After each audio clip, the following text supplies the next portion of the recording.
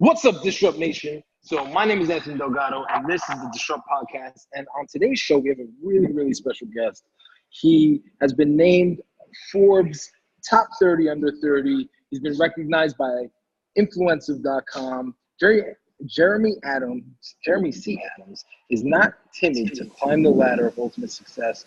Armed with an impressive background in sales and marketing, at age 22, Jeremy went on to become the founder of Prestige Food Trucks, along with launching many other successful businesses, including one with Kevin Harrington, a past investor from Shark Tank.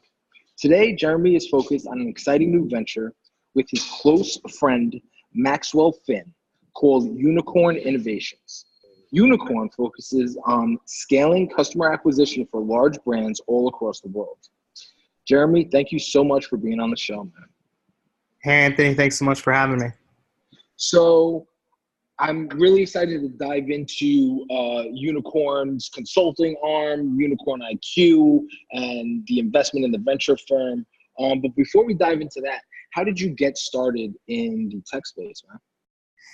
Yeah, so, and I don't know if we would technically be on the tech space, but, I guess marketing, I suppose, could be under that umbrella on the digital side.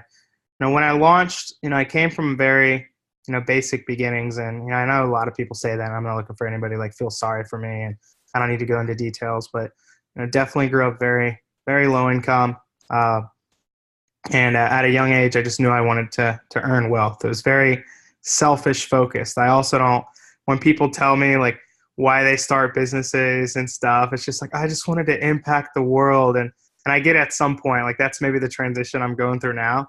But when you come from nothing, like you're just trying to like make ends meet for you and stop worrying about money, because that's what you grew up your entire life with, is worrying about living paycheck to paycheck and dealing in that atmosphere. So for many years, it was a strict selfish focus on how can I get myself out of this situation I grew up in. And I was very, very financially motivated. And, I've been transitioning out of that the last few years, but at a young age, I just wanted to earn more money. So I got a lot of good opportunity. Was waiting tables, which is like the best place when you're like 20 to earn a decent living, other than maybe like dealing drugs or something. And, I was making probably $1,000+ a week cash waiting tables. And that was a great income. And then I started working with a guy in Central Florida, helping him with a lot of his different businesses at 20 as well. And I was getting a lot of great experience, forming companies, helping with the marketing, etc. I think there's like 4 companies that we launched together, and I was just like his assistant at this time. And then at 22, we got an opportunity to start manufacturing food trucks, which is extremely crazy. And I still really don't know that much about manufacturing, but there was an opportunity. And as many entrepreneurs, especially young aspiring entrepreneurs, I just didn't want to turn down the opportunity and to actually have an opportunity to be a business owner, which is what happened. We went 50-50 in that venture. So I ended up bringing on good people that could manufacture the trucks, and I started scaling the business online. So at 22, marketing my food truck manufacturing company, and the average food truck back then was about $100,000 or so. So if you can imagine, my mindset started getting a lot of confidence. I'm like, if I could sell $100,000 food trucks online, I can sell anything online. So the skill just kind of grew from there, and a bunch of trial and error, a bunch of headache, a bunch of lost money.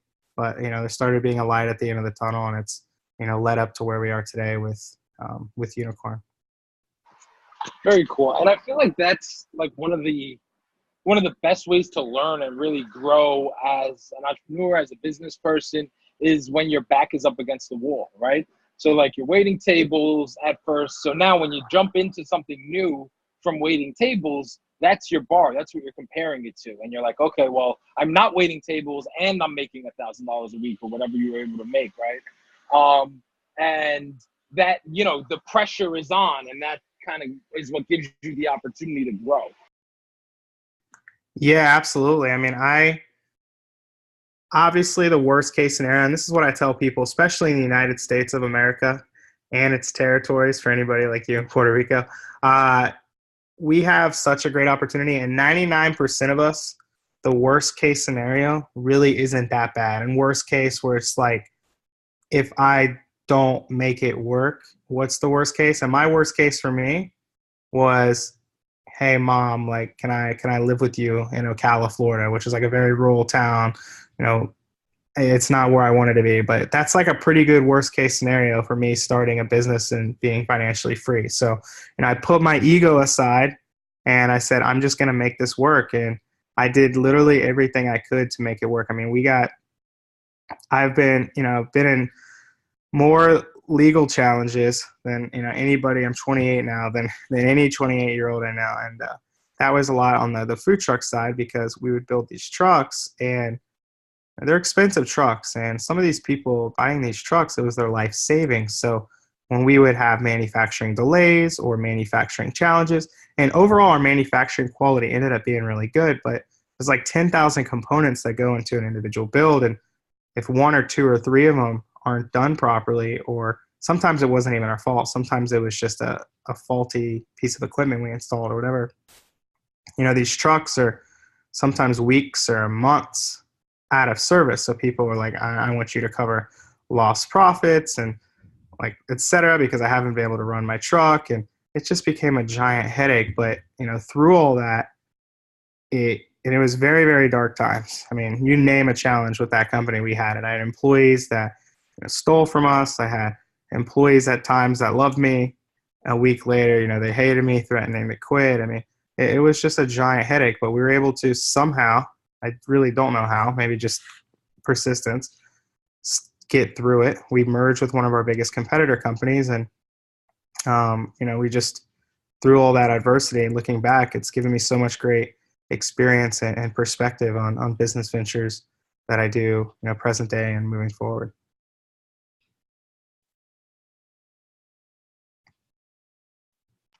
Very cool. So you merged with the other company. Now, was that an acquisition, or how did you exit from that company? So it was a straight merger. So essentially what was happening was I was becoming really good at marketing trucks online. And we didn't do any type of traditional marketing. I would market them online through organic SEO and Google AdWords, and they would fill out a lead form. And then myself, or we had a couple other team members over the years that would help with sales. And we would just reach out and close $100,000 plus trucks over the phone, and many times not even meeting these people in person. And I was able to do that really well. Once the money was wired into our account, I had really no clue how to manufacture these trucks. So the competitor that we merged with had the exact opposite problem. They had been building since 2001. They had an amazing team, an amazing reputation.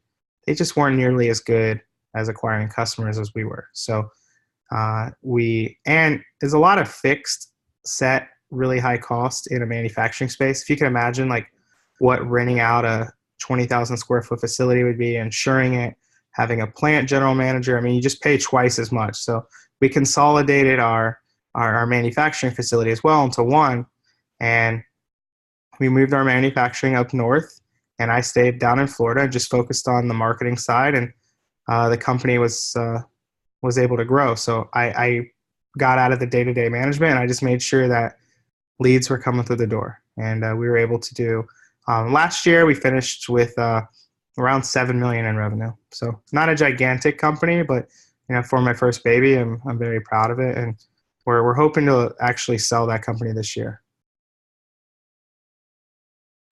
Very cool, man. Definitely respectable. And I think that kind of highlights a problem that tons of businesses have, where it's almost like the chicken or the egg. Like either you're really, really good at marketing, or you're really, really good at what you do. And you were able to kind of put those two things together by merging with this other company. So that's super awesome. So now tell us about Unicorn. What was your passion and motivation for starting Unicorn, and what do you guys do for people that are discovering you for the first time? So about 3.5 years ago, when we merged companies on the food truck side, I had a lot more free time.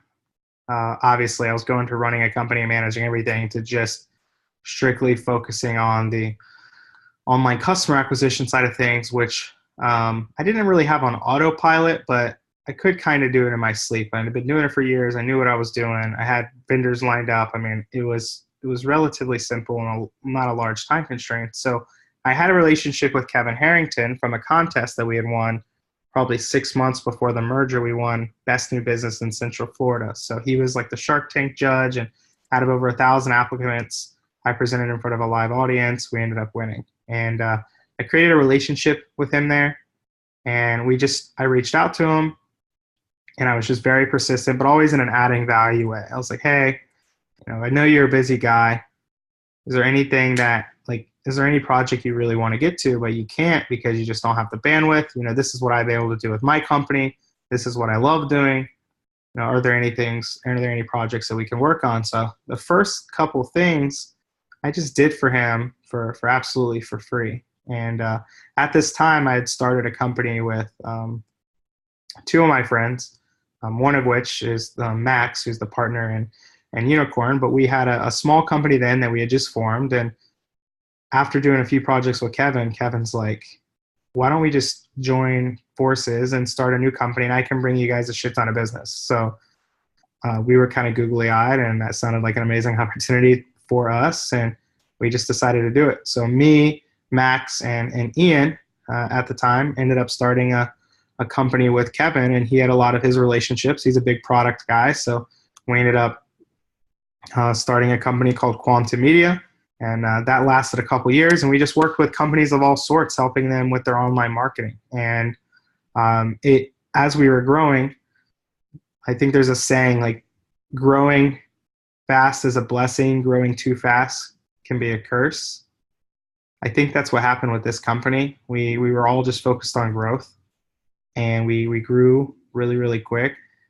But with that, the quality control went out the window, and as well as we just took on too many clients, too many bad clients. We were just losing passion for why we started it in the first place. It was just a giant numbers game now, and it wasn't even about results. So about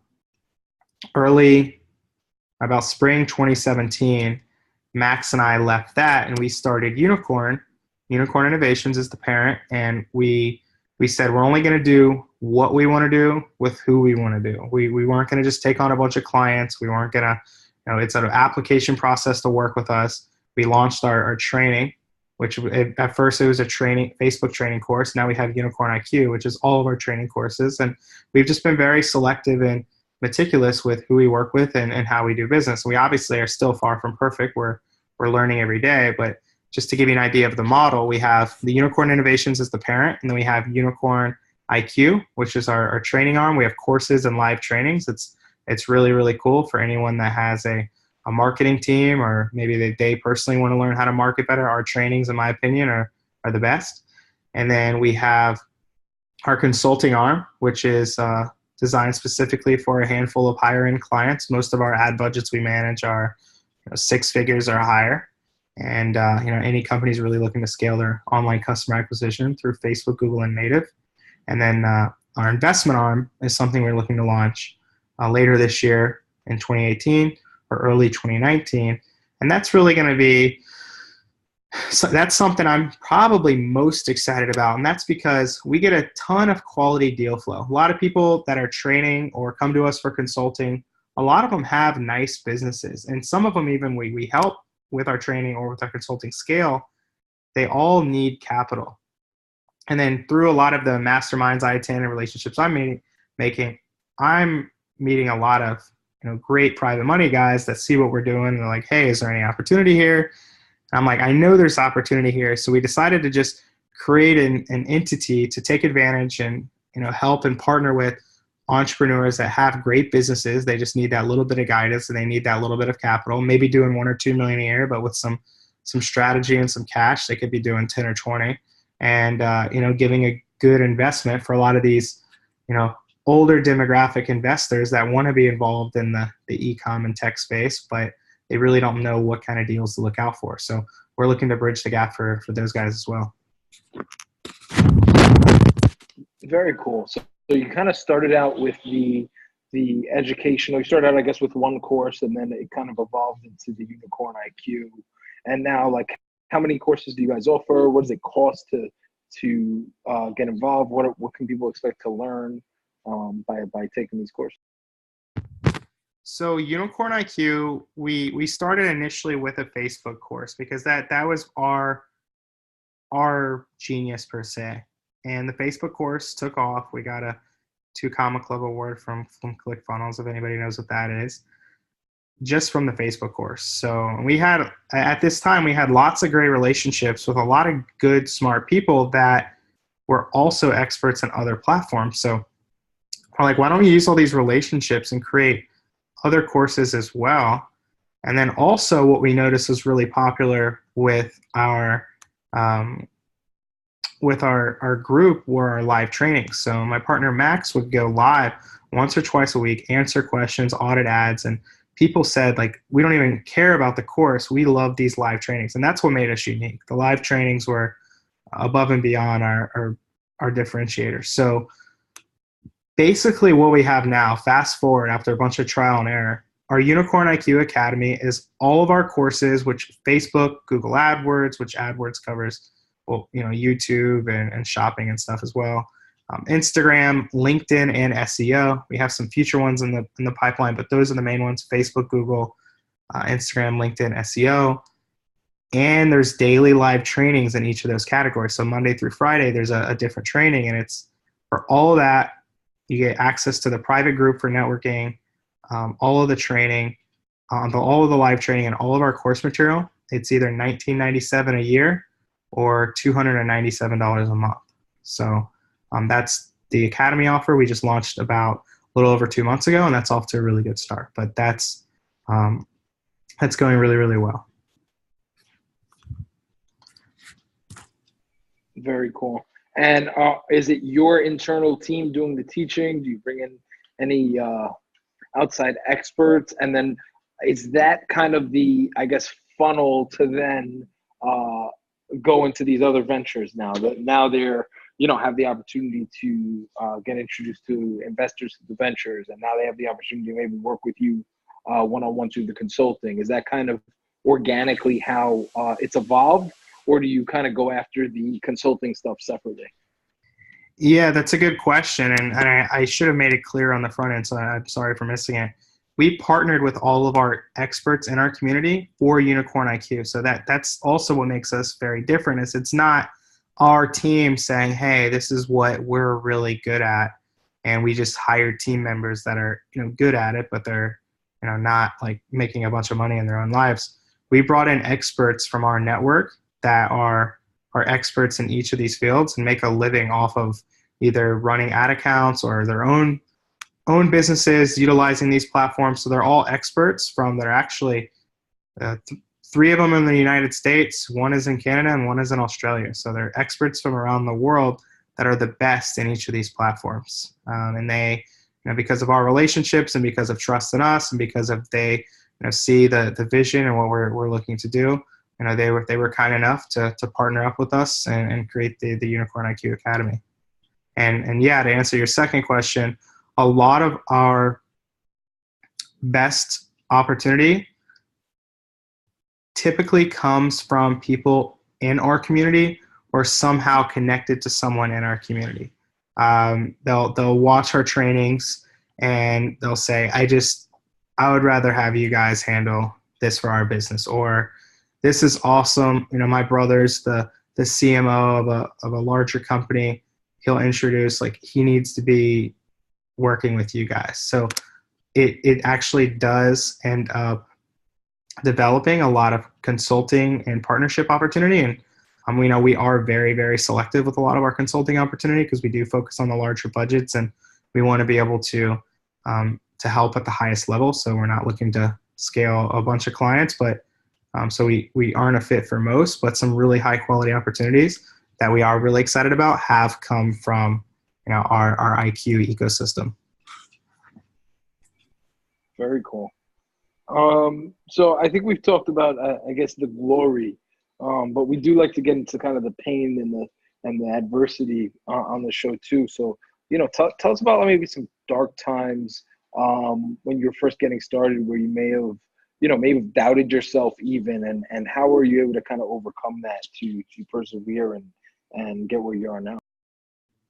Self-doubt is one of those things that even to this day, I still have come up quite regularly. And with reading and coaching, I've been able to work through it. But I don't know if it's ever going to go away completely, because I don't think you have a, soul if you never have self-doubt. I don't know what the word, if no one ever has self-doubt, then I think there's those people out there, but, and I don't know how that's even being a human. But back in the day, the challenge for me was I would generate self-doubt on downward times, which is a really bad time to generate self-doubt because there's already enough bad things going on in your business. The last thing the business needs is its leader feeling sorry for themselves. And I kind of touched on it earlier with my company, Prestige Food Trucks. I mean, you name it, we had the problem. I mean, we were almost went out of business multiple times. I didn't know if I was going to be able, and this was back in the early days. I mean, we've really strengthened up since then, but I didn't know if I was going to make payroll. I had employees threatening to quit. We dealt with a lot of theft, dealing with constant legal battles. It was a lot. And, at the time I'm 23, 24. It's my first business. I mean, it was very miserable and it was very lonely because also all I did was focus on my business. I didn't have much of a social life. It was just a gigantic headache for me. So, there were times when, and we weren't as profitable as we wanted. So I wasn't paying myself nearly as much as I thought I was worth. And none of us believe we are compensated as much as we're worth, but we were generating, in our second year, we did over $3 million in revenue. So, I thought I should be paying myself decently well, and I wasn't where I wanted it to be. And I'm dealing with these legal challenges and, you name a problem, we had it. And I'm just like, why am I even doing this? Like, is this just waste my time? Is business not for me? I mean, that was probably the question I asked myself the most. Is like, am I even a good entrepreneur? Am I even fit? Like, should I just go get a job? And which I never would have thought I'd be asking myself. But when times are really tough, it just really, really deflates your ego. And those are the questions for many months I was asking myself. And there were so many times where I was probably seconds away from just throwing in the towel, but for some reason I just stuck through it. And I'm glad I did stick through it. I don't know why or how I stuck through it. I just somehow did. And maybe just because I had nothing else. I had very few friends. The friends I did have, I probably annoyed the shit out of them or just stopped talking to them because I was super busy. And if I did talk to them, it's probably just about business and my business in particular. And so it was literally, the business was my only friend. So that may be the reason why I didn't give up. Yeah, definitely. I mean, I was saying that to someone the other day. I was like, I am disrupt. I was like, the whole company could, everybody could quit, but I am disrupt, and it's like you said, it's your own best friend, right? It becomes part of your identity sometimes. But those questions of, hey, should I just get a regular job? There's that book, Leaders Eat Last. And it really is that, like, you create this company where you really are just feeding your team. So it's important to, design your company intentionally, so that you're able to, not trap yourself. There's a friend of mine, he filed for Chapter 11 in his company, and he was like, I got to the point where I felt like I was only working to pay the payroll, and no one, like, I didn't feel like the team appreciated it. Like, I wasn't taking a salary, or I was even taking money out of my personal pocket and putting it into the company. So I think, and that is sometimes a problem of, like, scaling too fast, right? You want to scale, you want to have a huge team, you want to bring people on, you want to, get a fancy office, and you want to go. And then all of a sudden you have a slow quarter, and your personal finances can take a hit. And there is no guaranteed paycheck. I used to tell that to my friends, even when I was younger, in entrepreneurship, and they were like, "Oh, okay, yeah, you made all this money," and I'm like, "Yeah, but I have expenses, you know. It's not, you know, you mentioned, hey, you know, we had a multi-million-dollar business, but I still wasn't able to pay myself a good salary, right? Because it's like money comes in one door and out the other. So, you know, those are challenges that, you know, I think really you want to address early on. And I think it's great that now you're leveraging these past experiences in your coaching and consulting offerings, because you're helping, you know, entrepreneurs avoid those pitfalls and, you know, structure their stuff intentionally so that they don't get stuck in that box. You know, I think it's really easy when you're the founder to want to like crucify yourself like Jesus and say, no, it's okay. You know, so it's good to have, you know, it's okay. I won't take a salary, or, you know, I'll take money out of my personal savings, whatever that is. So it's good to have maybe an outside consultant that can almost be a reality check for you, to give you that different perspective. Yeah, absolutely, man. And I guess the scarier part, even than not paying yourself a salary, was this could go upside down. And not only am I not going to make money, I'm going to owe a shit ton of money. So I'm like working to just not owe a bunch of money. Like, yeah, I don't know if you've ever experienced that, but you owe vendors all this money. And I'm like, not only am I not paying myself, like if I don't get this turned around, like I'm going to be in a shit ton of debt, you know, some of which is going to be really, really tough to pay back. So you know, that's a scary time, to know that you're literally working to avoid a catastrophe almost, not even to not get paid. So I think having that mental strength, though, I mean, that's probably one of the most amateur mindsets from maybe newer entrepreneurs. And while employees will probably always stay employees, or at least for a long time, is it the mindset of that you need to get compensated immediately, that short-term gratification for any of your work. And I feel like the most successful entrepreneurs like understand you could put in groundwork on stuff for years before you get any return. I mean, literally for years. You know, there's a relationship just today I built out, or I met him a few years ago, and we talked and just kept friends and never did one deal together at all. But just today, I'm like, shit, I think I have the opportunity. And you know, sometimes it takes years for good things to come of work. So. No, yeah, definitely. I think being an entrepreneur, or even just having a career, any sort of fruitful career, you have to plant seeds, right? You have to be building relationships. You have to be, you know, operating with integrity, even when it means financially you might have to take a loss, right? And, you know, I think a lot of people that are short-sighted, like you said, they're stuck in that employee kind of mindset. You know, they say that you're when you're an employee, you're getting paid to, you know, to execute someone else's dreams for them, or something of that nature. And while I think there is value in working under people, and I think there is value to be learned from working at bigger companies, you also, you know, if you go to a company, even a bigger company, and you're like, okay, well, that's not my job, so I'm not going to do that. Well, then you're never going to grow, and you're going to have a reputation of being lazy, and you're not going to have relationships even when you leave that job, right? Like I've quit jobs and come back 2 or 3 years later to do consulting, and gotten consulting contracts from places that I used to work for full time. Almost every single place I think I've ever worked for, I've had that opportunity to come back into the door in some way and monetize in some way, whether that's a referral, or a bunch of referrals, or whether that's a contract directly, doing consulting, you know, because when I was there, I worked my face off. And when I was there, you know, people knew the quality level of work that I was able to do. So, you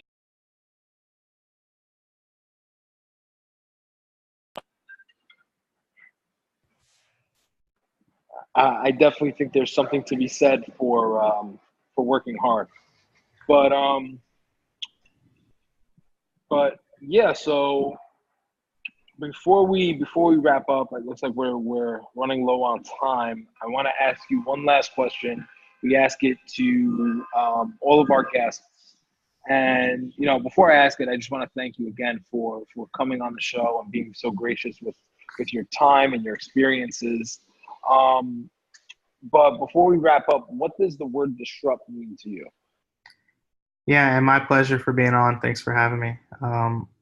The word disrupt, and I think words mean different things to people at different times in their lives. And the first thing that came to mind when you said that is maybe a unique response, but different companies and different people have different motivating factors. And, you know, companies are led by maybe they want to be super innovative. Maybe they want to change the world and make the world a better place, you know, whatever your motivation as a company is. And I think there's a lot of good companies that they want to be motivated by being disruptive and just being a game changer in the marketplace. And for me, was the first thing that came to mind. It's just, you know, our company, Unicorn Innovations, we want to be very disruptive, and that's our motivation, is to just do something that is against the grain and that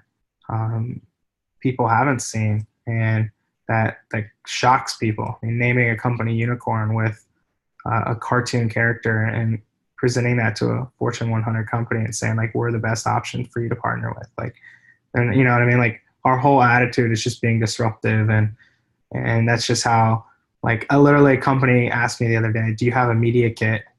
And I'm like, we could spend a whole day making a media kit and putting a bunch of bullshit numbers together. So you think working with us is going to get you an ROI?